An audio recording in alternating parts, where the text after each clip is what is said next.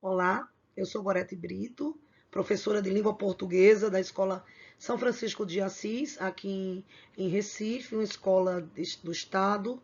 Trabalho lá há 20 anos, uma escola maravilhosa que é dirigida pela professora Maísa Mota e professor Alexandre Santiago. E nós viemos trazer uma experiência exitosa intitulada Literatura Indígena e Educação, a obra de Daniel Munduruku na aula de português. O trabalho tem como objetivo ampliar o repertório sobre a cultura indígena dos alunos para diminuir o bullying, o preconceito racial e preconceito étnico, trabalhar o respeito ao outro, a cidadania, a ancestralidade indígena também. E se justifica porque muitos alunos, eles são indígenas, alguns são indígenas e têm parentes indígenas, mas eles têm medo de contar sobre essas receio, medo de contar sobre as suas ancestralidades por conta do bullying, né? E alguns eles não se sentem, têm um pouco de vergonha. Eu estou falando as palavras que foram faladas pelos alunos. E para trabalhar isso, nós decidimos levar a obra de Daniel Munduruku, que é um grande educador e que tem feito essa conscientização, né, desse trabalho maravilhoso com a literatura indígena, e falar dos nossos povos originários, né, dos nossos irmãos originários. E também nós contemplamos nesse trabalho a Lei 11.645, de 10 de março de 2008, que torna obrigatório o estudo e a história, não é, dos indígenas e da história afro-brasileira, dos nossos irmãos afro-brasileiros, nas escolas de ensino fundamental e médio.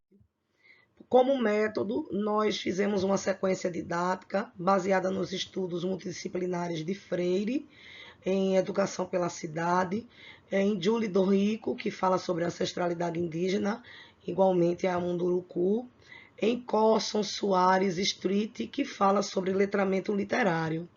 Essa sequência didática foi desenvolvida em 8 aulas, numa turma de 7º ano da nossa escola, e aconteceu em março. E a sequência foi dividida da seguinte forma.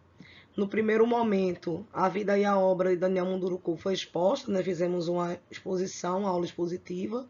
No segundo momento, uma leitura dirigida com interpretação dos contos, nesse livro dele, Contos Indígenas Brasileiros, porque os meninos já conheciam alguns contos e nós aproveitamos as vivências dos alunos, porque um dos objetivos também era fazer com que eles falassem, né, os relatos, produzissem e interagissem. No terceiro momento houve, então, esse debate sobre as relações étnico-raciais e o bullying, questão da empatia, do respeito, da importância dos povos indígenas e, por último, uma produção de textos e de desenho dos povos indígenas. Como resultados, a sequência didática dos alunos, dos nossos alunos, ficou assim, apresentou uma consolidação da aprendizagem. Eles produziram desenhos. Aqui a gente tem um desenho de Daniel Munduruku, de uma índia.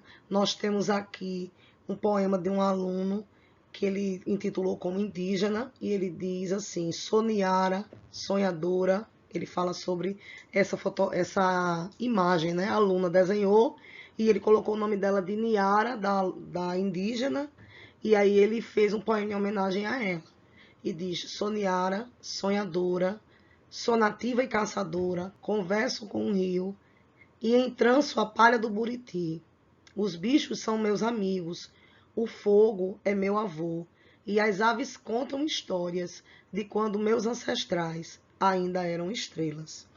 E no meio desse debate, desses relatos, os alunos eles se sentiram mais livres. Nós notamos que eles começaram a respeitar mais um ao outro, pediram outras experiências indígenas. Nós vamos levar outros autores indígenas.